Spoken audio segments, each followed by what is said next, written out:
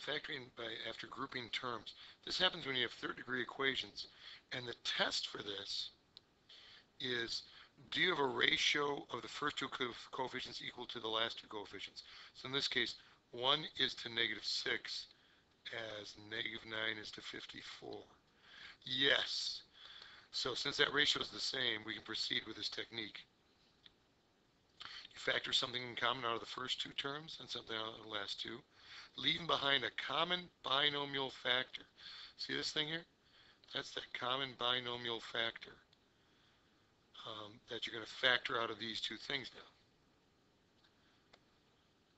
So we get x minus 6 times x squared minus 9, and that further factors into x minus 3 times x plus 3, and so we get 3 roots, as we expect with a third degree equation. Now, solving a polynomial equation that has a quadratic form. This one has a quadratic form because x to the fourth is the square of x squared. So we can make a substitution and let u equal x squared. Well, that means u squared is x to the fourth. And we can change this and transform it into a quadratic form, u squared minus 3u minus 4. And then you can go ahead and factor it. Unfortunately, though, you're not done here. U equals 4, u equals -1. You've got to realize that you did the substitution, so we unsubstitute. And x squared equals 4, x squared equals -1, and there are your 4 answers, plus or minus 2, plus or minus 1.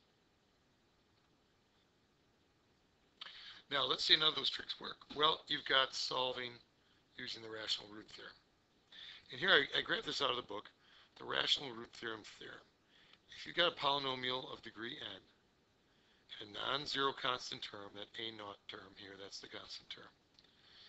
If one of the roots of the equation is in the form p over q, that is, it is a rational root, so this part here is establishing the rational idea, and root means that's an answer to the equation, root, where p and q are non-zero integers with no common factors, so that means it's fully reduced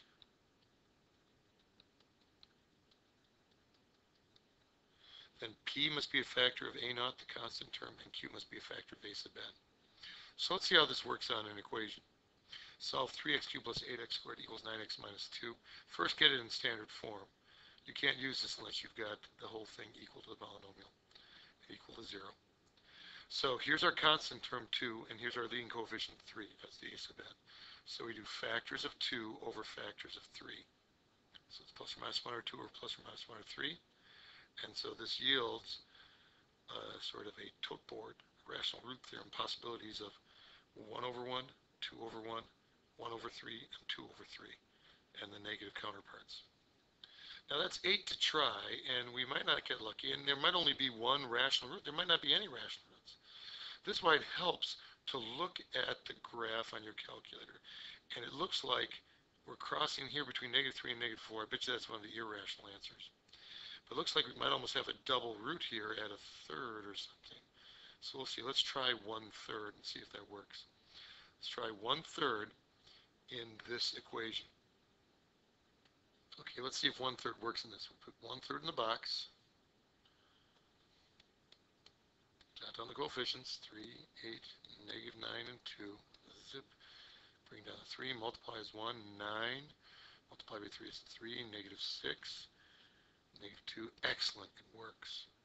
And now we have the depressed equation, which we can go ahead and start trying to solve. 3x squared plus 9x minus 6 equals 0. We can save ourselves a lot of headache by dividing both sides by 3. Dividing by a constant is not going to lose us any roots. X squared plus 3x minus 2 equals 0. And that does not factor. So let's put in the quadratic formula. X equals -b plus or minus the square root of b squared minus 4ac. So that's 9 plus 8 all over 2. So x equals -3 plus or minus the square root of 17 over 2. So this gives us our 3 roots, a third, and the 2 roots, -3 plus or minus the square root of 17 over 2. Now, notice what I did here. I calculated the answers to see if they made sense with the graph, and this one did. And I thought, wow, there were 2 answers there. And I zoomed in a little closer on this, and sure enough, it looks like we do cross at a third and at 0.562 for two of our roots. So there's our one rational root at a third and two irrational roots at 0.562 and negative 3.562. Now for the next part, general results for polynomial equations. These are just some general tips. And the fundamental theorem of algebra is saying that if you got a polynomial of degree n, you can have n roots. Now, the double roots you got to count as 2, triple roots is 3, and so forth. And this includes both complex and real roots, or complex numbers which are both real and imaginary numbers. So, x to the fifth minus 5x plus 2 equals 0. This will have 5 roots. Some of the other equations we use, theorem 2 and theorem 4, that really help you. That is, if you're given an imaginary root, if you have real coefficients and you have a complex answer, then you'll get the conjugate as well, as long as you have real coefficients. So if 2 minus I root 3 is a root, then what else is a root? Well, 2 plus I root 3 is also a root. There's an extension of this that if you're dealing with just rational coefficients, then the irrational answers come in pairs. Note the difference here. Here's if we have real coefficients, then the complex answers will come in conjugate pairs. And if you have rational coefficients, then the irrational answer will come in conjugate pairs. So if 5 plus root 3 is a root, and we have rational coefficients at the start, then 5 minus root 3 is also a root.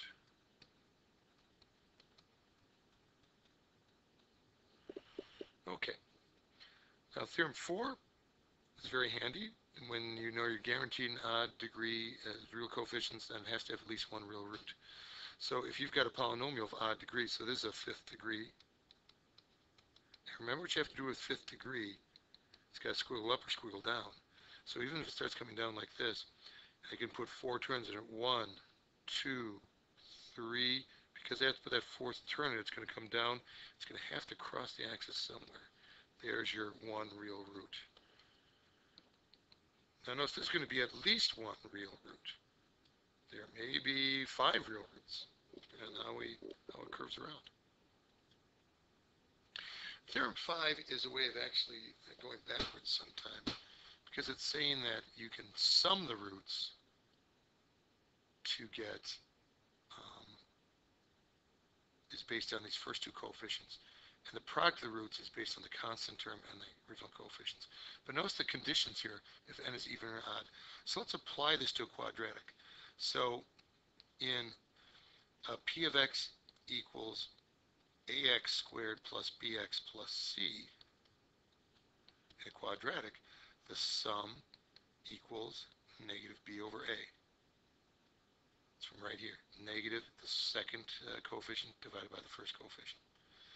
And it goes, that remember then the average of the roots is the sum divided by 2, because you only have 2 roots. So negative b over a divided by 2 is negative b over 2a. Sound familiar? That's our x-coordinate of the axis of symmetry, not a quadratic function. The product, since it's an even function,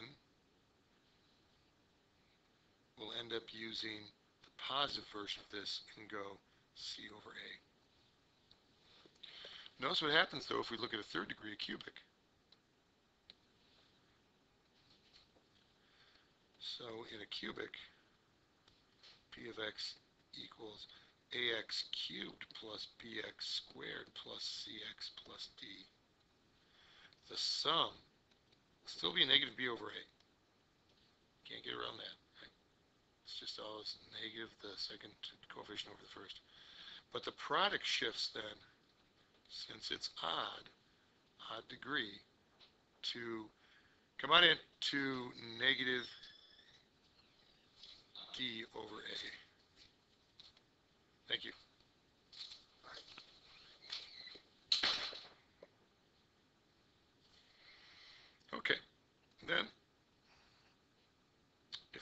degree polynomial equation has rational coefficients.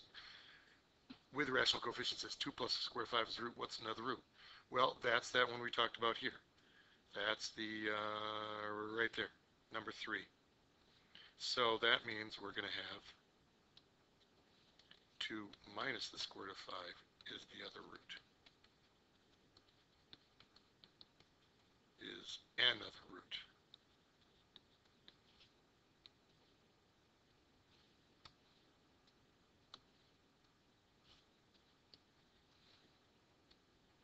Now what's the sum of the roots? Now we just talked about this. It's a cubic, so the sum is always going to be negative a sub n minus 1 over a sub n. And these are the coefficients here, so that's negative 3 over negative 2, so you get 3 halves. What's the product of the roots? It'll be negative that final term, that constant term, divided by the leading coefficient. So negative 1 over negative 2, and we get 1 half. Notice we didn't actually have to find the roots to come up with the sum and product. I'll go ahead and check that on the calculator. Okay, did a little checking on the calculator. Notice if you try to do this on the polynomial equation editor solver, it only gives you the one real root. To get complex roots, you can use CSolve from the algebra menu on your main screen. All right, well, I put them in, and I came up with these two complex answers. Notice the answers coming in a plus bi and a minus bi form, the complex answers, because we start with real coefficients. And there's our one irrational answer, but it's still real. And when you add them all up, you get 1.5, which equals the 3 halves we had from before. Okay, find a cubic equation with integral coefficients and roots 1 minus the square root of 6 and negative 3 halves. Now, at first, when you look at this, you might say, oh, well, we only have 2 roots. But right away, you can imply another root. Right? This implies also 1 plus the square root of 6. Now, there's 2 ways to do this. There's one sort of brute force way that goes something like this. You go backwards. You say x equals 1 plus or minus the square root of 6, or x equals negative 3 halves. It's a good idea to group your conjugate answers together because there's a little trick you can do in going backwards. You can say this x minus 1 equals plus or minus the square root of 6. Square both sides, and that gets rid of that plus or minus and the square root for you. And you get x squared minus 2x plus 1 equals 6. Over here, we can multiply both sides by 2. 2x equals negative 3. So 2x plus 3 equals 0. That one's coming along nicely. Over on this side, we have x squared minus 2x minus 5 equals 0. And now it's a matter of just multiplying these two together. X squared minus 2x minus 5 times 2x plus 3 equals 0. And now you've got a polynomial equation, but it has to be expanded out, though. Either give me the fully factored or the fully expanded form. In this case, I want the expanded out form.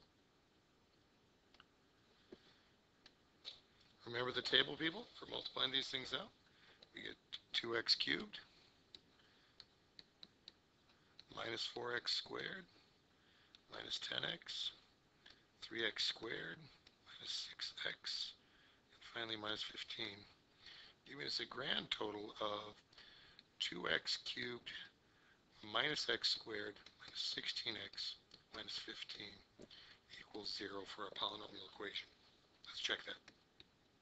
Okay, this time I checked with the Polynomial app because I knew I was going to get 3 real answers. We started with 3 real answers. And sure enough, these calculated values off of the Poly app match are 1 plus the square root of 6, 1 minus the square root of 6, and negative 3 halves. We'll finish this last exam in class. Here's a few hints. You got 3 approaches at least. You use theorem 5 using the sum and product formulas. And from this you can figure out b and the other root. You could also put negative 2 plus I into the box. It looks messy, but there's some amazing things that happen. You could also multiply these 2 roots together, come up with x squared plus 4x plus 5, which gives those 2 roots. Divide it into this, and some other amazing things happen. So give it a try. Flange out.